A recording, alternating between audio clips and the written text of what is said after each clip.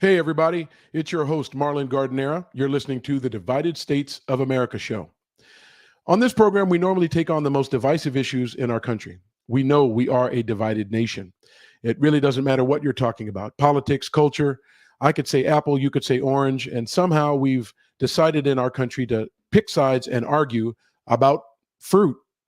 Well, today we're going to talk about a divisive issue, but it's not contentious. And people really shouldn't be at odds about it.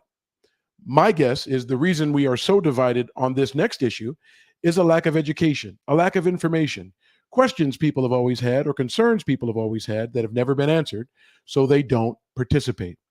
We're talking about organ donation today. We're talking about it because the Transplant Games are here in San Diego this year. We're talking about it because it couldn't be more personal. If you've tuned into the program at all, you know I have received an organ. Well, there's more to that story. And we're going to tell you that today. Welcome to the Divided States of America show. Welcome to the Divided States of America show, where your host, Marlon Gardenera, takes on the most divisive issues in our divided nation. We'll sort through the best and worst of politics and culture, asking questions and looking for answers that our two-ring, two-party circus has failed to provide.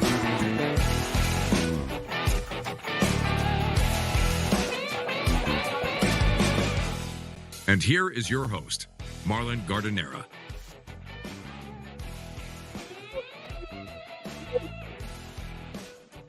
We're here weekdays, noon Pacific, 3 p.m. Eastern, Facebook Live, YouTube Live, and Twitter. I always need your help. Share with friends and family. Make sure you get to YouTube and subscribe so you know when the show is coming and what it's going to be about. We'll do our best to cover those divisive issues in this divided nation, trying to bring people together, trying to get a perspective that's more in line with, I think, most Americans who get up, go to work every day, take care of their families, try to get by, try to survive, try to thrive. And we're not fixated on politics, but we know the culture is divided. And we're looking for ways to share the truth and speak light into it all versus the darkness and the negativity and the divisiveness we have to deal with. Now, today is different. It's a divisive issue. And I'll use California as an example. We're talking organ donation. It saves lives. It changes lives. But California is a great example. There are just under 40 million people in this state, and there are only 18 million donors. Now, I say only. I'm grateful for the 18 million donors, but there are 40 million people. Half of Californians have already decided that they want to be organ donors, and the other half, for whatever reason, is not. I'm going to do my part to change that because I know someone did their part to save my life. Again, today is personal. Now, we're talking about this because the Transplant Games of America are here in San Diego.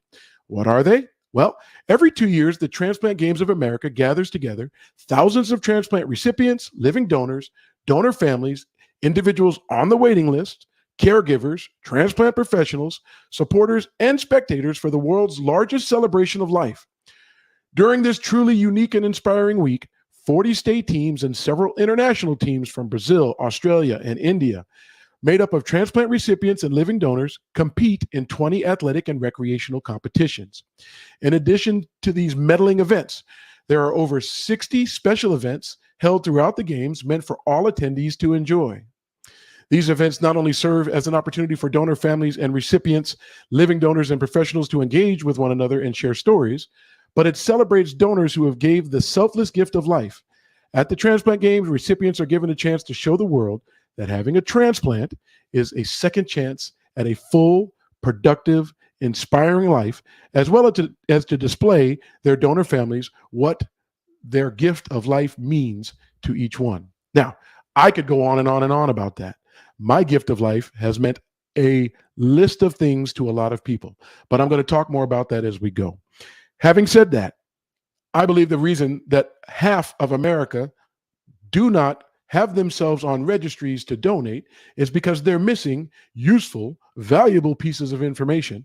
And I'm going to use today's show to help bridge that gap, help really close that divide, and get more people to consider organ donation. If you're listening to me, imagine me not talking. Now, well, I'm sure for some of you that would be great. But for the people who know me, the people who love me, the people who count on me, the people who know that I do as much as I can to help others, I think that would make a difference. So I'm going to get started. I want you to know more about organ, eye, and tissue donation. My objectives for today are going to be clear. Now, keep in mind, I share this with thousands of kids every year.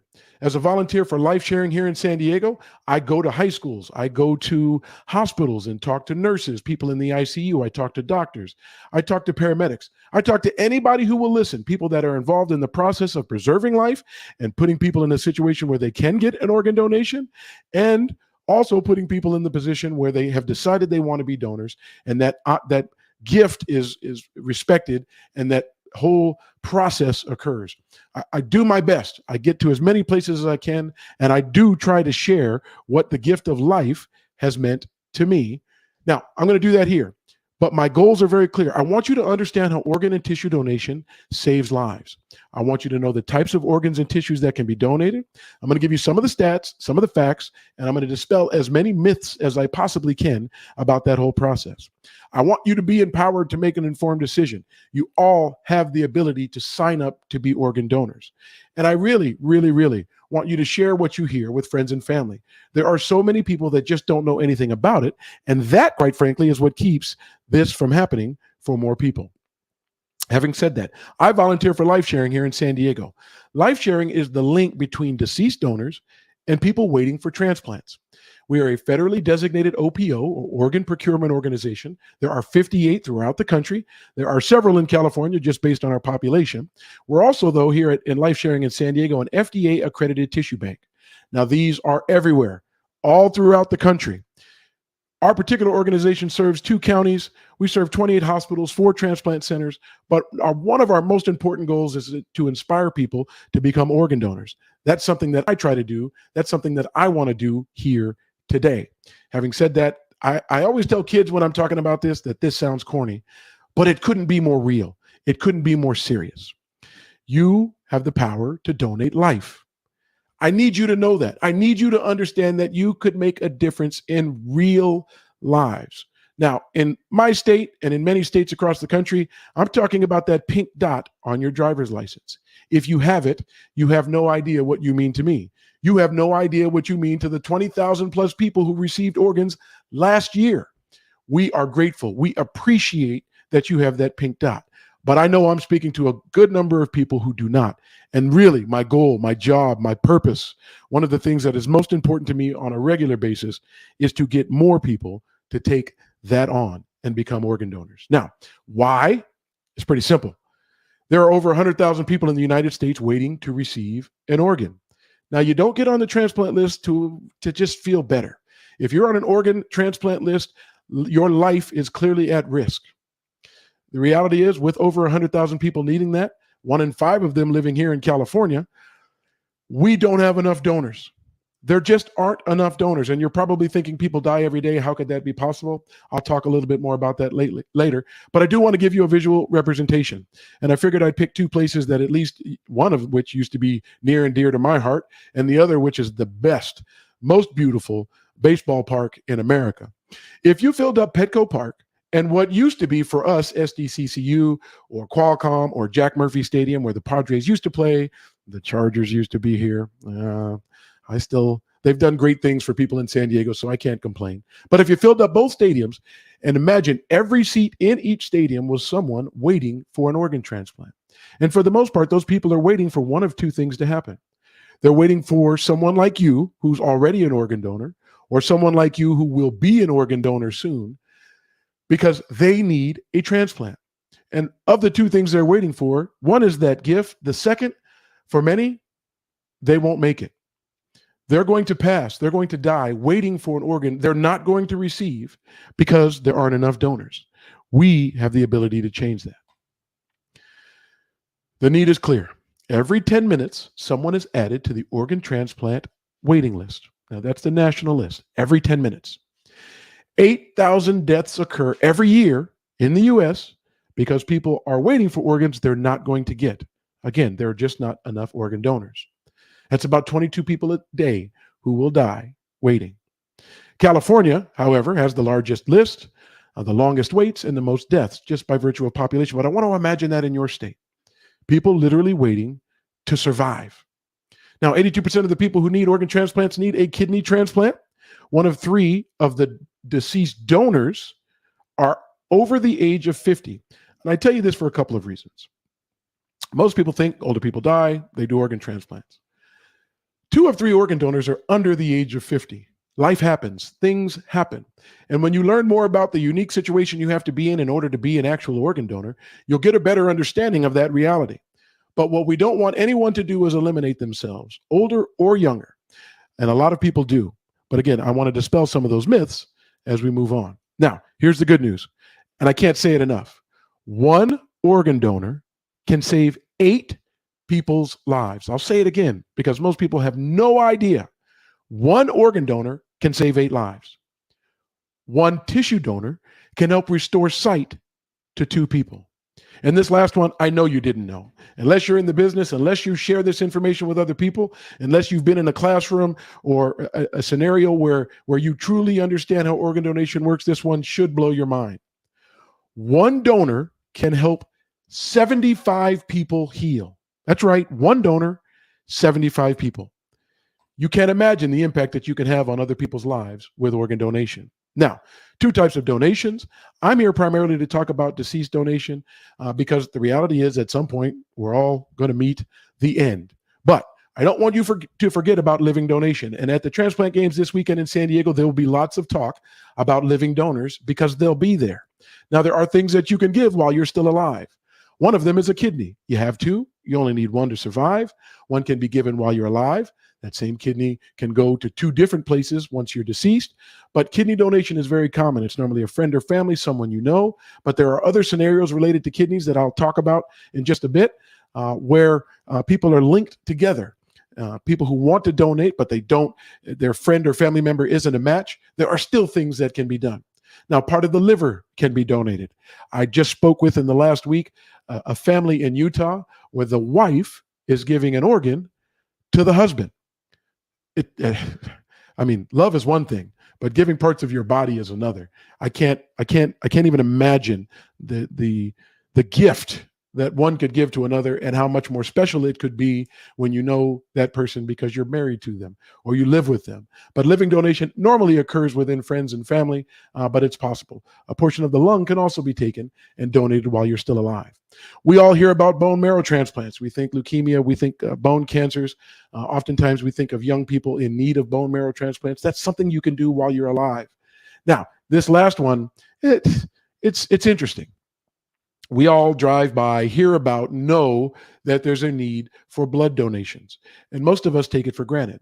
But the reality is people who need blood are often in life-threatening situations. And we get to take for granted we're in our local shopping mall, we're in our local shopping center, and you see a blood donor mobile, you see a donation drive at schools and workplaces, and people walk right by. It takes so little time. You get a free donut. If you're really nice, you get 2. I've pulled off 3 once. Hey, you do what you got to do.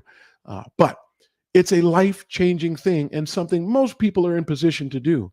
There are some people that are excluded from it, but the fight continues for people of all walks of life to be able to donate blood. But it's something I want you to consider doing because it's something you can do as a living donor. Now, having said that, I am here primarily to talk about deceased donors because that is one of the areas and places we have a shortage and people are dying every day and they don't need to because there could be and should be more donors. Now, the things that you can donate once you've died, eyes, tissues, organs, even your whole body, but I'll talk a little bit more about that as well as we go. Now, who can be a tissue donor? This one is pretty simple. Anyone who's died inside or outside of a hospital can be considered for tissue donation. The requirements are similar to that of blood donors, where you need a blood type match, and there are some other similarities that they test for. But you have to know this. Tissue donation saves and enhances the life of over 1 million people in America. I can't say it again. 1 million people in America survive and or have their lives enhanced as a result of tissue donation. Now, when I say tissue donation, what am I talking about? I'm talking about things like heart valves. You have 4. A valve is the same thing. Think of a faucet. You open a faucet, open a valve, fluid flows through. You close the faucet, close the valve, fluid gets cut off. Well, your heart valve obviously controls the blood flow in and out of the 4 chambers of your heart. You could have a bad valve and it can be replaced by a deceased donor. You may need 4 valves replaced. there are considerable heart conditions that people have to endure when they have valve issues, and one donor could literally enhance the lives of 4 different people. Then there's something like skin. And this one, it's a little less comfortable, but it's just a common reality. People who need skin transplants, people who've had mastectomies, people who've had rotator cuff repairs. There's just a list of people who need it, but one of the most common ones are burn victims. Now, when you're in a fire, what typically kills you is smoke inhalation. It gets to your lungs. The toxins in the smoke, they kill you. But one of the other primary causes for death after a fire is infection. A burn victim, once they lose their skin, no longer has that protection around their body, and they often need skin donation. Now, I always ask the kids a very simple question, and I'm going to ask you the same question, and I'm going to guess that you're not going to get it right either. If you were a burn victim and you needed skin, who would you rather get it from? Now, when I'm sitting in a high school classroom, it's easy to say, hey, you guys, you young people, healthy, vibrant skin. The elasticity in your skin is tight. Matter of fact, you could pinch your skin, you can look at it, seconds later, it goes right back to normal. Or would you rather get skin from, and I'll use one of my grandmothers as an example. A little older, wrinkled, saggy skin. The particular grandmother I'm speaking of is passed. But as I remember her, she had the flapper. Now, I'm not trying to offend anybody. I don't want any hate mail. But you know what the flapper is. That little thing that hangs under the old arm. Now, it's not just grandmas. Grandpas can get it too, but I particularly remember one of my grandmothers who had the flapper. And I don't know about you, but I used to box the flapper. Come on, it wasn't just me. And I tell kids, listen, if your grandmother's still around, ask her, hey, Grams, can I box the flapper? Now, some of them are going to get slapped, and grandma's going to look at them like they're crazy. And for some of them, grandma loves you so much, she's not necessarily going to care. She's going to think you're silly, but she's not going to care. But if you're a burn victim, would you rather get skin from someone young with healthy, vibrant skin, or someone like my grandmother with old, wrinkly, saggy skin? Well, the natural answer would be obviously somebody young with healthy, vibrant skin. But the truth is, you'd actually rather get it from someone much older. In San Diego, the oldest known donor I'm aware of was 102, and she gave skin to a burn victim. Why? Well, an older folk has that wrinkly, saggy skin, and it's bigger and it's less elastic. It's not going to contract, and it will actually cover more of a burn victim's body than someone younger with more healthy skin that shrinks. That older skin, that saggy skin, helps burn victims. And it also helps dispel a myth that there are people that are too old to consider being organ and tissue donors. 102 is a pretty ripe age. And if that person can do it, we want you to know that you can too. Blood vessels, arteries, and veins can be donated. There's something in the eye that can be donated. And I always use my glasses as a great example because there are 2 of them in my glasses. In the eye, your cornea, which is the lens, can be donated and help someone restore sight or prevent blindness. It's amazing. Again, we're all going to go at some point, and none of these things are useful to the ground. Corneas can help restore sight or prevent blindness. Bones, whether it be spinal fusion, reconstruction, traumas, tumors. I know a story of a young lady who had severe ankle problems. They took a donor bone, they crushed it, mixed it with a solution, and were able to use that as a fill in this young lady's ankle. And that young lady was able to go on and play college volleyball. Just the things, the number of things that scientists, doctors, researchers have developed and figured out they can do with human tissue is amazing. But it changes people's lives. It can restore mobility. It can decrease pain. It can prevent amputation from collapsed bones. There's just a list of things that can happen as a result of people being willing to be donors. And then there's always connective tissues. As a coach, I see ACLs tear every now and again. And for a long time, and they still do it, but it's less frequent, they would take a ligament or tendon from somewhere else in your body and they would replace it for something like an ACL repair, the anterior cruciate ligament in your knee. Well, now, often, they take ACLs from tissue donors and replace, when people tear or break them, those with donor recipients. So, it's real. The idea that you can take tissues, the idea that you can do things to help other people is real. And as I said before, and most people can't even imagine this, you can help heal 75 people with a tissue donation. Now, the big one. Oftentimes when we talk about organ donation, we talk about actual organs. But there are some things that people don't typically know, And if you knew this, you might understand why we don't have enough donors. And you might be able to make a difference yourself and go out and become an organ donor. Here's the reality. Who can be an organ donor? In a typical scenario, the only way you can be a donor is if you're already in the hospital and you're on a ventilator. Let me say that again. To be an organ donor, in most scenarios, you needed to already be in the hospital and you needed to be on a ventilator. It's just the reality. Now, that often occurs when a person suffers from brain death, which is the irreversible loss of blood flow to the entire brain, causing the brain to die. Now, brain death is different from a coma. You can recover from a coma. But brain death is really the complete cessation or cutoff of blood to the brain. When that happens, the cells start to die. If the brain is not functioning, it can't tell your heart to beat. It can't tell your lungs to breathe. It is over. There are tests that doctors run. It's also done by an additional doctor to make sure, to verify that someone has actually suffered from brain death. There are a list of reasons people often suffer from brain death. I can think of anoxia, which is oxygen deprivation to the brain. That can happen if you have a heart attack and your heart stops pumping blood to your brain. It can happen in a drowning. It often happens, unfortunately, in drug overdoses, where the body functions just don't continue. The blood flow doesn't get to the brain, and that is the physical end of your life. However, if you suffer from brain death and you're on a ventilator, your body is being supported by artificial means. If you're on a ventilator, your body, for lack of a better word, is being kept alive. So when you suffer brain death and you're already in a hospital and they can maintain the functions of your body, you can be considered as an organ donor. Now, oftentimes I feel like we watch it on television. Something happens to somebody out in the street. The ambulance shows up. They rush them to the hospital. The next thing you know, they're a donor and it's a happy ending, all in 60 minutes. Well, the reality is that isn't how it works. If someone were to pass at home in their sleep, if they didn't know when the person passed and they weren't able to maintain their body functions, the organs and the cells in the different organs begin to die. So it's not possible to take someone who has already died and make them an organ donor in almost all cases. Like I said, television puts it in a nice little package. 60 minutes later, the world has changed. Boy, it would be great if that happened, but that's not the reality. Most donors, again, are in the hospital already on a ventilator. And here's why. There are a list of things that have to happen for someone to actually be an organ donor. First, they're going to do everything they can to save your life. I'll talk more about that later. But once they've determined and independently verified that you are suffering from brain death, but they have you on a ventilator, there's a process that begins. For instance, they have to find out that you're even a donor.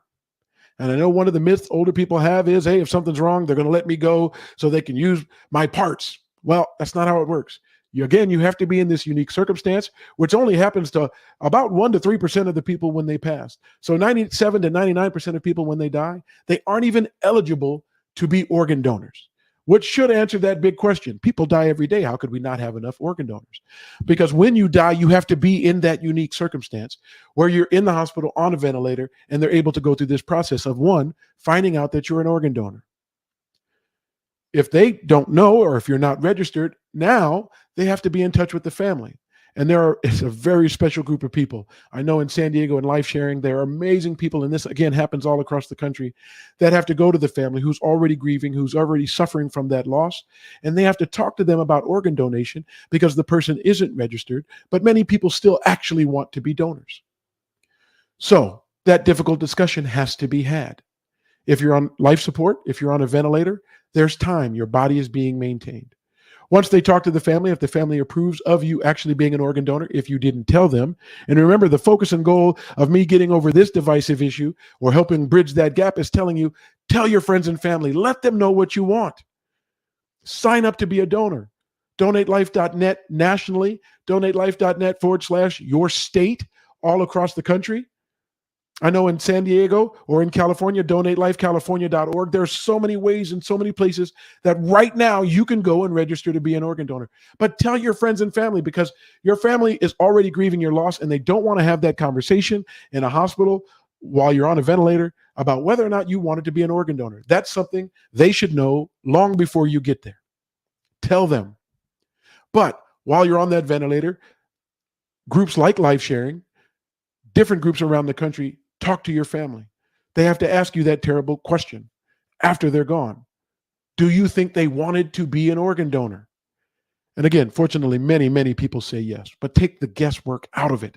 Let them know. Sign up. After a family consents, there's a process. They have to test you and determine what organs and tissues may be used. And then UNOS, the United Network of Organ Sharing, once you've been listed, has to go through the process of trying to find matches. And there are a list of things that have to happen. The blood type, in some organs, the size of you and the recipient.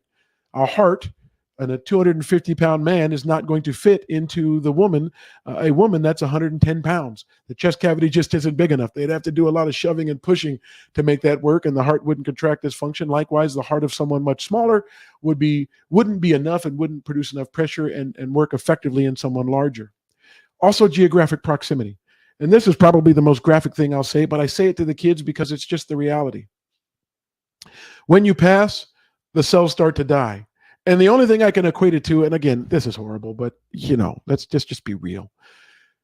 When you pass, because the cells start to die, the correlation that I give kids is it's kind of like going to the store and buying meat. I know it's gross. Come on, you can handle it. It's too important an issue not to. You go to the store, you buy meat, you put it on the counter, you leave it there for 24 hours. After 24 hours, it's going to be discolored. There's going to be a smell. It's going to rot.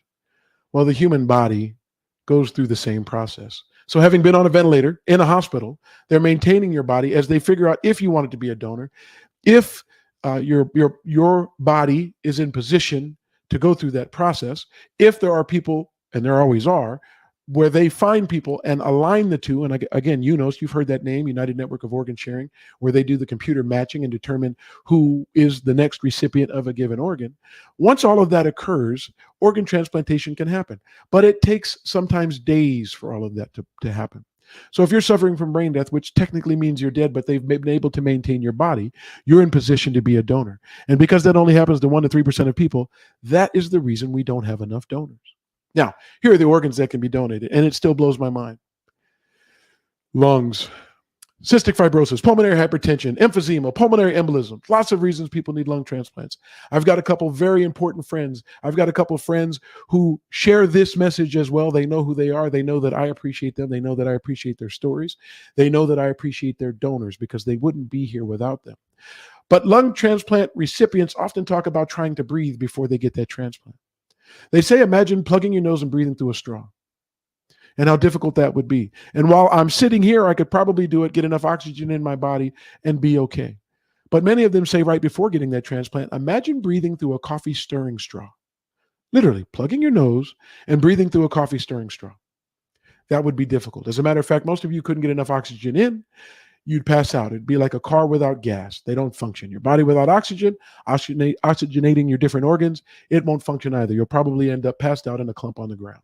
Your body knows, listen, if you're not going to give me what I need, I'm not going to give you what you need. It just doesn't work. And many lung transplant recipients have to go through that while they wait for organs, and that process can be challenging. And then obviously we know many don't make it. It's amazing.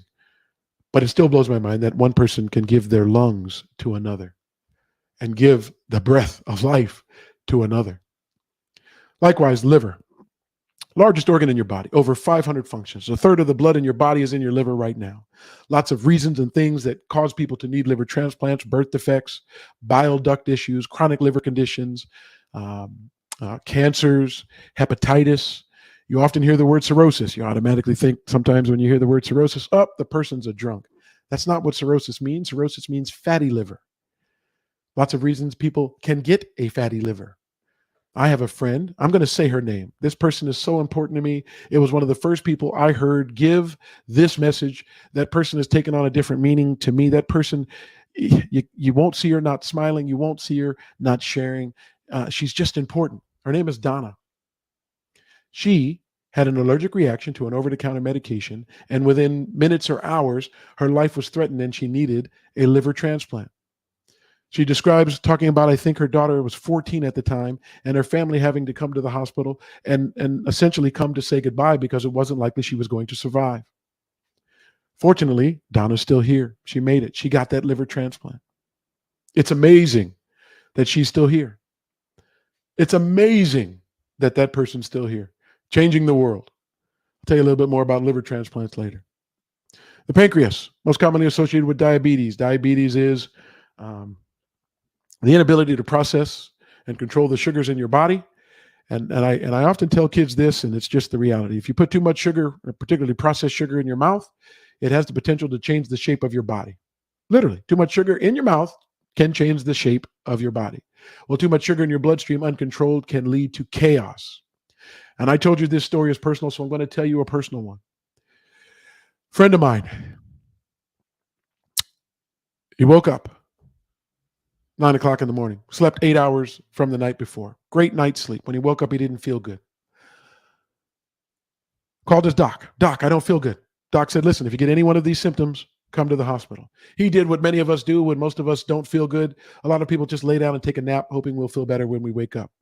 Well, he took a nap at 10:30 that morning, and he didn't wake up till about 6:30 that afternoon. Clearly, something was wrong. Most people don't take an 8-hour nap after sleeping 8 hours the night before. When he woke up, he said he felt bubbles in his chest. Literally, like you're a little kid and you blow bubbles out. Well, he said he felt like somebody had blown bubbles into his chest. He could hear air wheezing by. He felt the sensation of bubbles popping. It was awkward.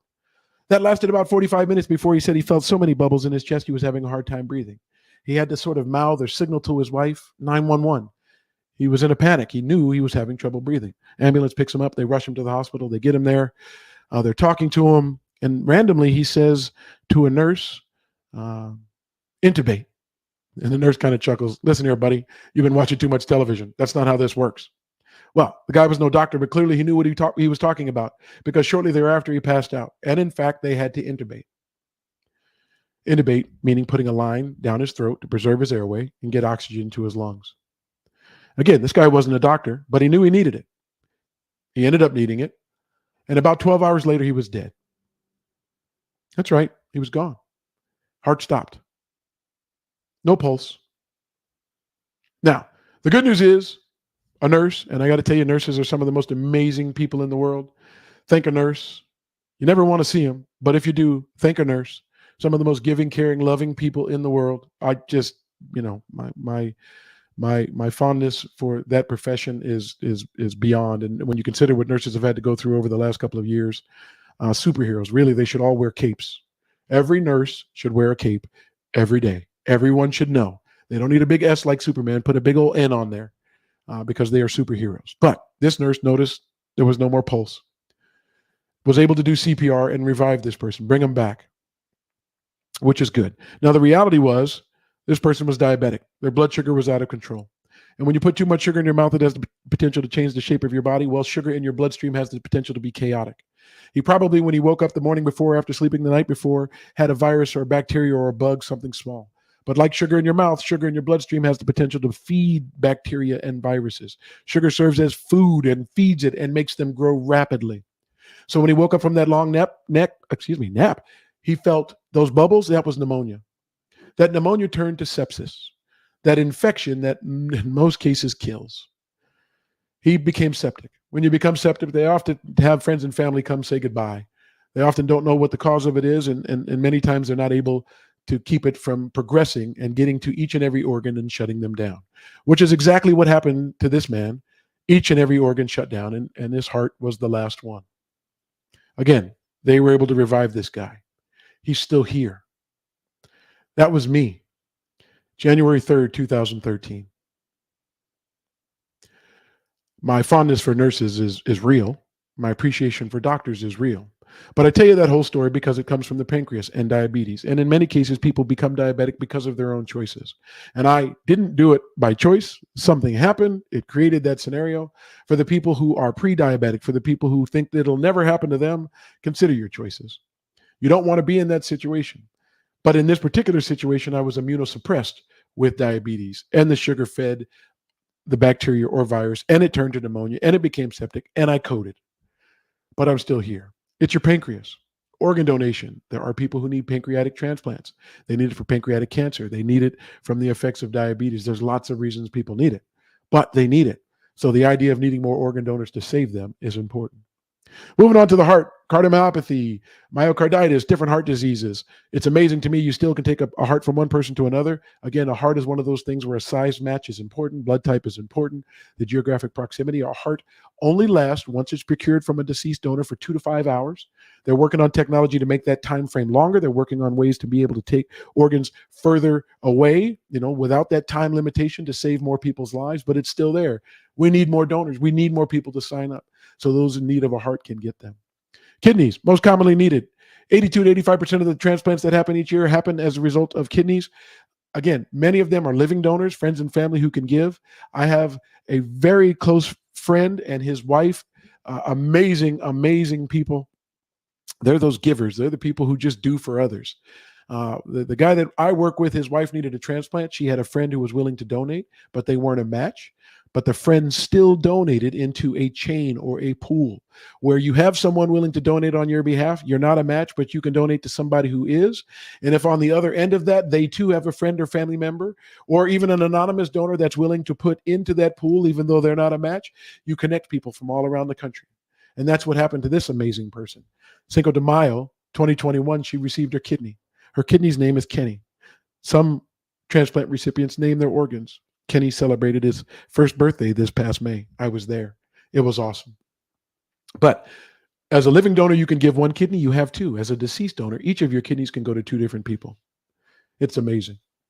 And intestines. There are people who are born with what's called short gut syndrome, where they have blocked or twisted intestines. We know your digestive tract from the front to the back, 18 to 24 feet. Much of that length is your intestines. And if there's an issue there, you can get an intestinal transplant. Now, I did leave out when I talked about the liver. Again, you can take a piece of a liver, give it to someone else. It actually regrows. It regenerates. The human body is amazing. I talked about the couple in Utah who just did that this last Tuesday.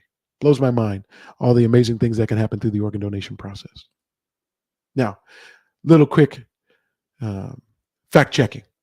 This is where the myths are. This is where the things that most people think or use as an excuse as to why they're not an organ donor. And please understand, this is the Divided States of America show.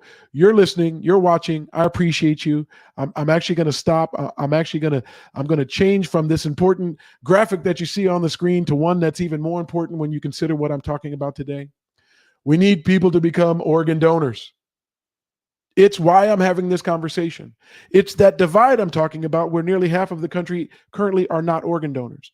But I'm about to go over the myths. I'm about to go over the reasons and things people often use or people often say that eliminate them or keep them from becoming organ donors. That's the point of today. That is a divisive issue, not contentious, but one where there is a clear divide in America, and I want to bridge that gap.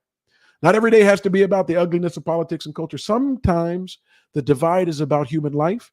And sometimes the divide is about the things that you don't know that can protect and preserve human life. So I'm going to get started. Anyone could sign up to be an organ and tissue donor, regardless of their medical history, age, and I'm going to add race and sex. And I'm going to tell you, I'm going to skip to it. Of course you can.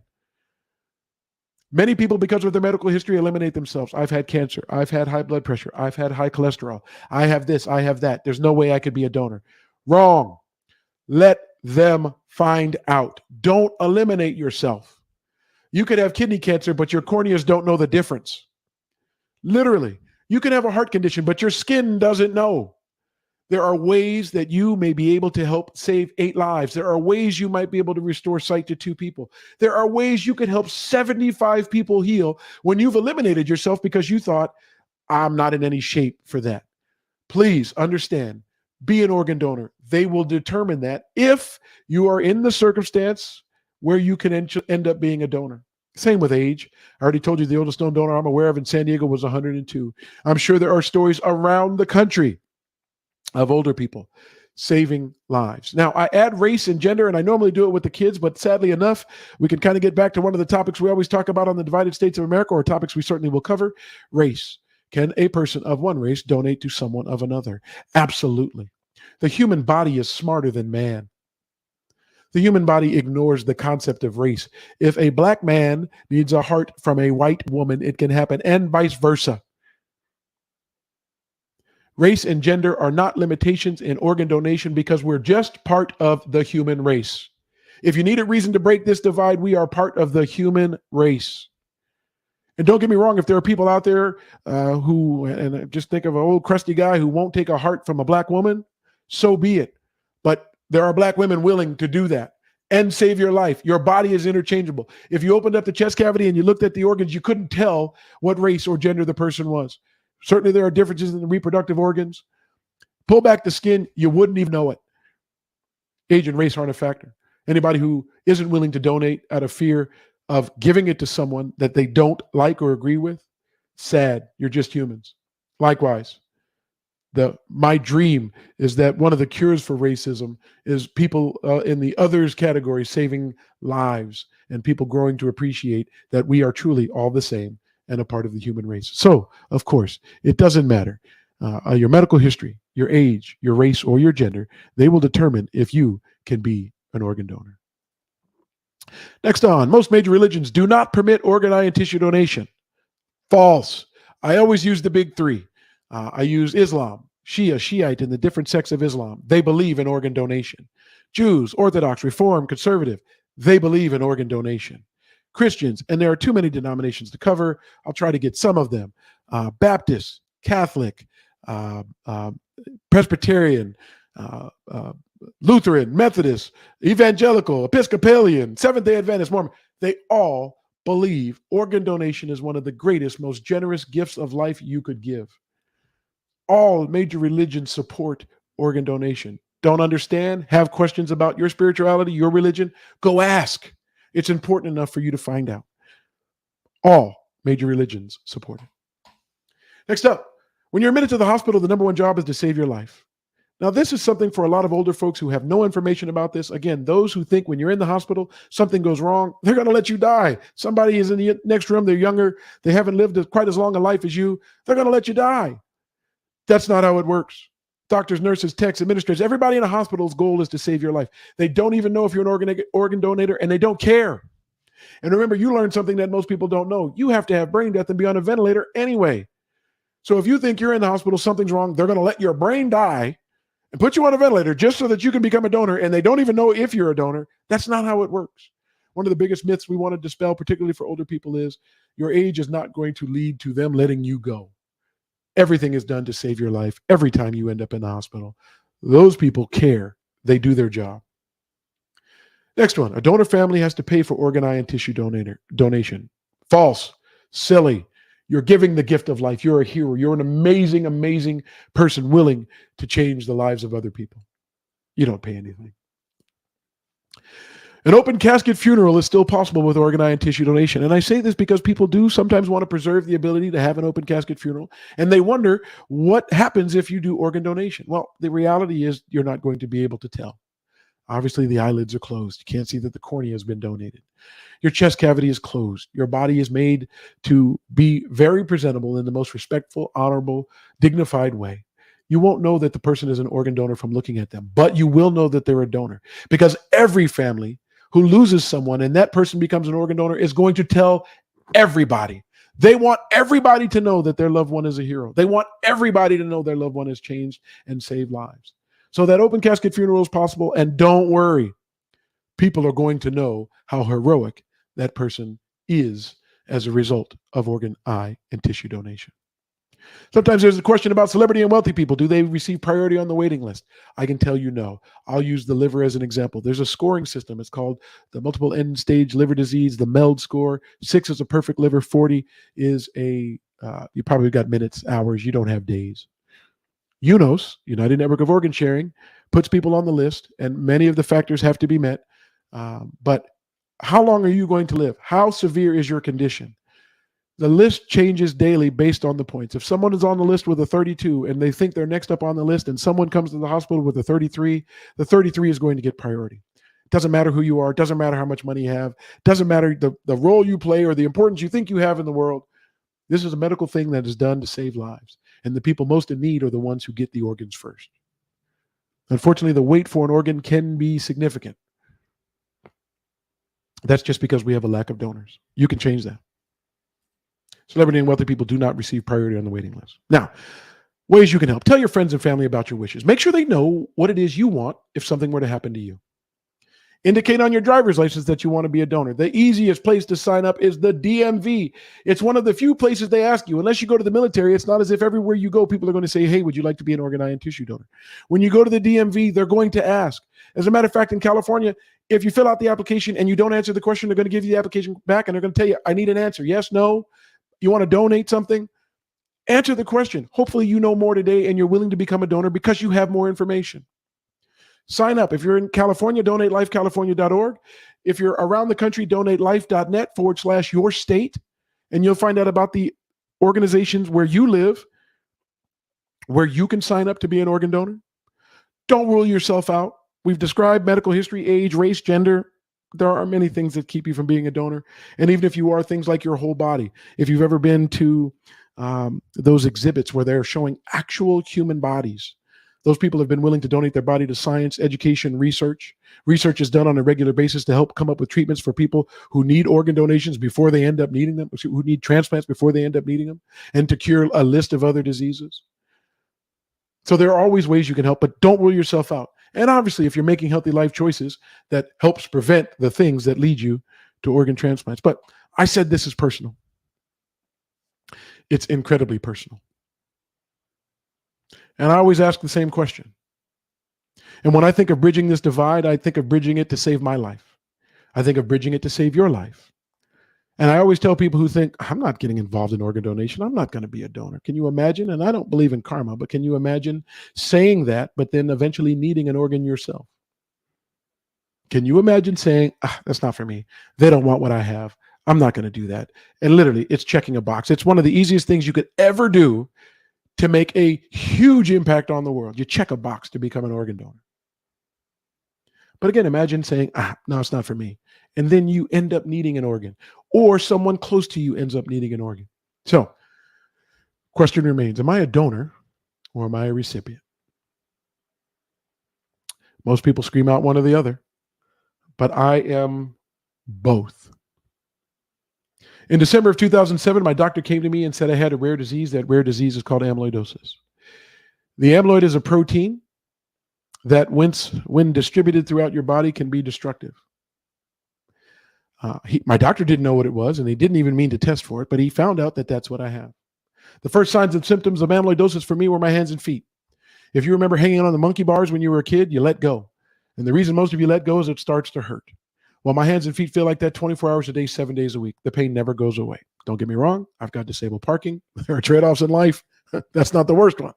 But my hands and feet hurt, and it's been 17, 18 years. When something hurts that long, you literally get used to it. There are days when I'm more conscious of it and it hurts more. And then there are days when I'm not conscious of it. The pain is there, but life moves on. But again, that is a result of gravity and the amyloid protein depositing into my hands and feet and doing a number on my nervous system, on my nerves. Next thing they found was chronic kidney disease. I have stage 3 of 5. When I get to 4, I'll likely be on dialysis. When I get to 5, I'll likely need a transplant. So in part, I spread this message because one of you might be my donor if it ever comes up. Now, I'm not here specifically looking for donors, but if you think your kidney would be good for me, give me a call. I'm kidding. But I do have chronic kidney disease. The amyloid protein got there. And then in December of 2007, my doctor said the amyloid protein was in my heart. Once it gets to your heart, they give you typically a year or two to live when you have the type of amyloidosis that I have, because the amyloid builds up in your heart and it leads to congestive heart failure. No one wants to hear that. No one with something that can be cured through organ donation wants to hear they're going to die. And for me, hearing that I was going to die when my babies were 3 and 5 was even worse. Far worse. I didn't want to go. My boys were 3 and 5. Most important things in the world to me. My wife and I have been blessed with 2 happy baby boys, and I understand my purpose. I understand my mission. I understood my goal, and I've been very deliberate, very intentional. And I think my wife and I have done an amazing job raising 2 amazing, respectful young men. Men who work hard and men who understand the importance of life and each other and school and the priorities that you try to teach your kids. But the idea that I wouldn't have been around to teach it blows my mind. But I am around. Someone was a selfless, heroic, amazing, giving, loving superhero. I had a liver transplant in June of 2009. The amyloid protein was theoretically, as diagnosed, in my heart. They gave me a year or two to live. It took 18 months for me to get a transplant. That's a lot of months of crying out of fear that I wouldn't wake up in the morning. That's a lot of months of crying before you go to sleep, sleeping on a wet pillow. And the only time I cried more was when I woke up in the morning and I saw my sons. I realized I was still alive and I got to see their faces. The love and support I received from my wife is something that I will make up for and honor for the rest of my life, because I'm still here. And I'm still here because someone decided to be an organ donor. Someone passed and they said, I can't use these organs when I go. And they gave their liver to me. I am here because of a donor. I'm grateful beyond words. Now, I was in a unique situation where I had a liver that was almost perfect. When you have amyloidosis, at least my form of it, it comes from the liver. The protein is distributed throughout the body, but my liver was fine. There was nothing wrong with it. It was just creating those other problems like my hands and feet. It was creating the issue for my heart, creating the issue for my kidneys. So my liver actually went to someone else. I am both a recipient for a deceased donor, and I'm also a donor. My whole liver went to a man who's a friend. I didn't know him before, but obviously you become friends after. If you happen to know who the donor and the recipient are, that man had a family as well. And his family got to love and enjoy him longer as a result of my donation. Folks, life matters to me. You don't have to say in this show, which is normally controversial, Black lives or all lives or blue lives or any type of life. I'm talking about my life. My life matters. My contribution to the world, one of which is to do this, share this message, give more people more information so they can consider becoming organ donors. It's something I do at the drop of a hat. I never say no. I don't care about work. I don't care about my responsibilities. I don't care about my other obligations. I have an obligation to make sure people know about organ donation and put themselves in a position where they can save other people's lives. That's a purpose of mine that I do not ignore. It's a calling of mine that I will not ignore. I'm grateful to the people who allow me to do it in San Diego. It's life sharing. I'm grateful to the people that I'm going to see this weekend and through mid next week here in San Diego at the Transplant Games. I'm grateful to donors. I'm grateful to living donors. I'm grateful to the recipients who've had to go through an ordeal and get to come out on the other side and have a second chance at life. I want to be immersed in my people. I want to be around people who really and truly appreciate life. I want to continue doing the other things that I do. Most of you know I coach and I pour my heart and soul into young men and young women. I try to teach the lessons I taught my children. I try to teach the lessons of hard work, discipline, dealing with adversity, learning how to win and lose, accountability, learning what the true meaning of team is, lessons that I think are the recipe for success in life, whether it be in school, college, the workplace, marriage. I don't care. Those are my things as a result of still being here. Sometimes I put aside $1 to make sure people are getting this message. And I know I put aside $1 to make sure I can pour my heart into other people because I'm still alive. I'm here because of an organ donor. This issue shouldn't be divisive. You can hate me and want to give to somebody else. Really. You don't have to like me.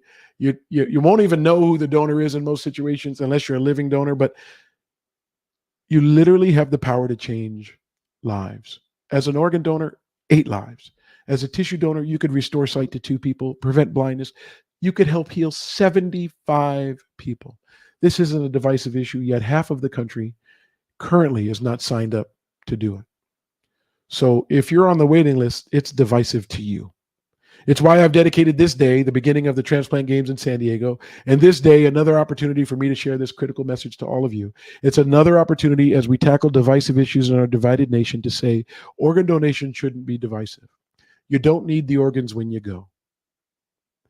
Them in the form of ashes, not more valuable than in someone else. Them in the ground, plant food, don't mean to dishonor any of the choices that people make when their family member passes, or the plans you have when you pass. But I can tell you, you can have a legacy. You can continue life for other people. Now, while I hope all of you get an opportunity to accomplish or at least strive for all of the things that are important to you while you're still alive, imagine continuing your legacy as a result of giving an organ to someone else. And imagine that person doing things that change the world, or that person having a child who has a child who has a child who comes up with a cure for cancer. No, none of us want to wait that long. But if it takes that long, imagine that person being as a result of your organ donation. And that person's mother or not being here, or their father not having been on earth before that child was born, and that child goes forward and literally changes the world. Your legacy can continue forever. The impact you could have on the world could be greater when you're gone than while you were here. And all you have to do is check a box. All you have to do in California, donate lifecalifornia.org. Around the country, donatelife.net, donatelife.net/your state. That's it. Your legacy can continue. You can give other people an opportunity to continue their legacy. I've said it before, there are going to be elements of activism on this show as we take on divisive issues in our divided nation. We're going to take time, we're going to take opportunities to go after issues. One of the issues I'm going to go after is organ donation. And while you're thinking, nobody's fighting about this, you're right. There aren't enough people fighting for more people to be donors. And there are too many people who are ambivalent or maybe just not knowledgeable. Maybe they didn't understand the impact it could have. Maybe they didn't understand what and how and the process. Hopefully, I've given you more information, and that divide can change. The audience isn't huge now, but this show is going to be around for a while, and you can guarantee that this episode is going to be front and center. And you can guarantee when I go on vacation, people are going to hear this message again. And I don't care if you tune in and you say to yourself, oh, I've already heard this. If you've heard it, share it with somebody else. The purpose of this show is to heal the wounds of divide. I can't do it alone. I can't do it with a small audience, but I'm going to work and work and work to make a difference in the world. I'm going to extend my legacy. I'm going to extend the legacy of my donor. I'm going to do things to honor my donor. I'm going to do things specifically for my donor, again, to honor that person. One of the things is going to be this show. I love it. I enjoy it. I enjoy politics. I enjoy culture. I don't enjoy that some people are over here and some people are over there, and we're willing to duke it out and be so far apart that we're not working together for the we the people. We're more concerned about me the people. Well, organ donation is one of those we the people things. So if you're coming today looking for a contentious argument on something, sorry, life is more important. My life was more important, but I had a hero. All I could ask is be a hero to someone else. If you're not an organ donor, again, if you're in California, donatelifecalifornia.org. You can sign up right now. If you're anywhere in the United States, donatelife.net/your state. And they'll link you and connect you with the people in your area to make sure you get on the registry in your area. So if something or when your time is up, you can save lives. I can't thank you enough for listening today. Today was probably one of the most heartfelt and important shows I've done. It's also a reminder to my children who, long after I'm gone, can hear my voice and understand the things that were important to me. And I know this is important to at least a half of you because you're already donors, but for the part or segment or portion of Americans who are not, pause. There are people who need you. And when you're able to make this contribution, you won't even feel it.